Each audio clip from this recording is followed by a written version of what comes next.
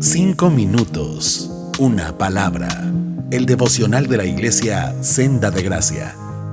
Hola, ¿qué tal, hermanos? ¿Cómo están? Espero todos se encuentren bien. Soy su hermano Mike Gámez. Quisiera compartir con ustedes una reflexión en la palabra de Dios. Quiero enfocarme en el capítulo número 3 del libro de Santiago. La idea general de los primeros 2 capítulos es la fe. Esa fe que definitivamente Dios nos da al momento en que nos toma, nos transforma, nos salva. Y el otro tema complementario a la fe son las marcas visibles que tienen que acompañar esa fe, que son las obras, y que obviamente demuestran que esa fe es verdadera. Ahí podemos encontrar ese versículo tan memorable que está en esa parte que es: la fe sin obras es fe muerta.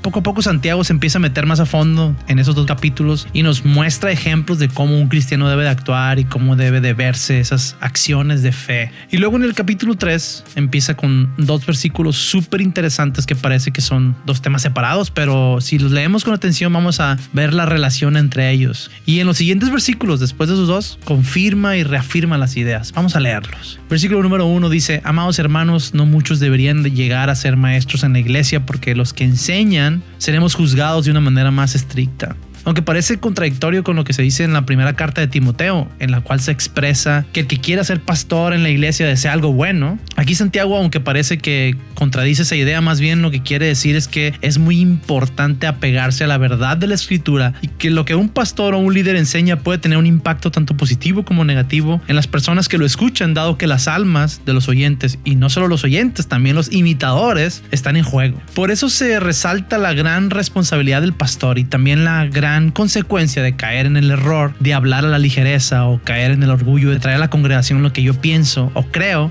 en vez de las enseñanzas de la palabra. Y peor aún, pensar que están al mismo nivel. Eso es terrible. Ser maestro de la palabra de Dios es algo muy bueno. Yo les he expresado en algunas ocasiones, en algunos devocionales, o cuando me ha tocado compartir en la iglesia, que el principal beneficiario de esa labor de enseñanza de la palabra eres tú mismo. Cuando yo me pongo a estudiar, cuando me sumerjo en el estudio de la Biblia para prepararme, tu entendimiento y tu vida son transformados. Al exponerte a la palabra de Dios de una forma tan intensa, transforma tu vida. Es de suma importancia hacerlo. Aunque no tengamos la responsabilidad de hacerlo, debemos de estudiar y meditar en la palabra como si fuéramos a enseñarla. Yo me he visto muchas veces alejado de la Biblia porque no tengo la responsabilidad de enseñarla, y esto no debe de ser así. Debemos de ver la palabra de Dios y la comunicación con Dios como el pan que necesitamos cada día.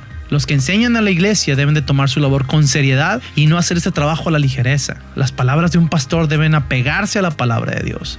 Por todo esto, Santiago une esta idea con el versículo siguiente, diciendo, el versículo 2, es cierto que todos cometemos muchos errores, pues si pudiéramos dominar la lengua seríamos perfectos, capaces de controlarnos en todo sentido. Cuando hablamos de la lengua no hablamos literalmente de un músculo que utilizamos para hablar, nos referimos a la habilidad que tenemos como humanos de expresar palabras, y Santiago lo explica perfectamente en los versículos siguientes, poniendo ilustraciones de cómo un caballo se puede dominar poniendo un freno en su boca, o el de un gran barco que se puede controlar con un pequeño timón. Las palabras que utilizamos cada día tienen un gran potencial. Depende cómo sean usadas. Pueden generar una gran destrucción en las personas que nos rodean, y en algunos casos puede ser mucho más extenso el impacto. El gran pastor y predicador Charles Spurgeon dijo una vez: la lengua es un miembro sin hueso, tan pequeño y débil, pero puede aplastar y puede matar.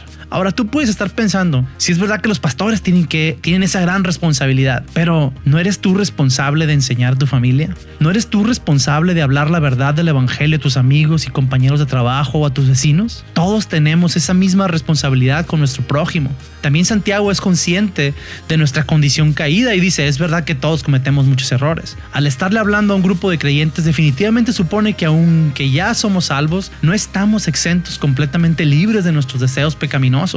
Y estamos en esa lucha constante entre la carne y el espíritu. Y habla directamente sobre las palabras que hablamos, que pueden ser buenas o malas y que salen de la misma boca. Y en el versículo 10 dice, y así la bendición y la maldición salen de la misma boca. Sin duda, hermanos míos, esto no está bien. Ahora sabemos que somos faltos, que nuestras palabras pueden ser para bendición cuando instruimos con verdad a nuestra familia, amigos o a la iglesia, pero también puede ser de maldición cuando, guiados por nuestros deseos pecaminosos, hablamos mentiras y cosas malas de nuestros hermanos. Aquí lo interesante es lo que viene al final del versículo 2 diciendo, que si podemos dominar la lengua, seríamos perfectos y capaces de dominarnos en todo sentido. Pero ¿cómo podemos dominar esa lengua? ¿Cómo podemos ser perfectos? ¿Cómo ser capaces de dominarnos en todos los sentidos? Definitivamente en nuestras fuerzas esto no es posible. Ser perfecto y dominar nuestra lengua, así como dominarnos en todos los sentidos, es una obra del Espíritu Santo. Si tú estás batallando con tus palabras porque hablas mal de las personas, tus amigos, de tu familia, de tus pastores o de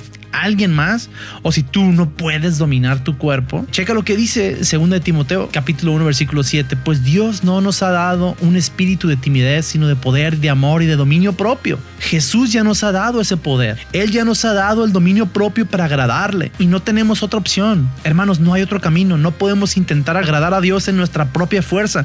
No podemos buscar ese dominio de nuestro cuerpo por nosotros mismos. No podemos ser seguidores de Jesús si no somos perfectos. Esa perfección solo la podemos lograr conociéndolo a Él más y más, buscándolo a Él más y más y rindiéndonos a Él más y más. Así que, hermanos, les digo algo, seamos perfectos.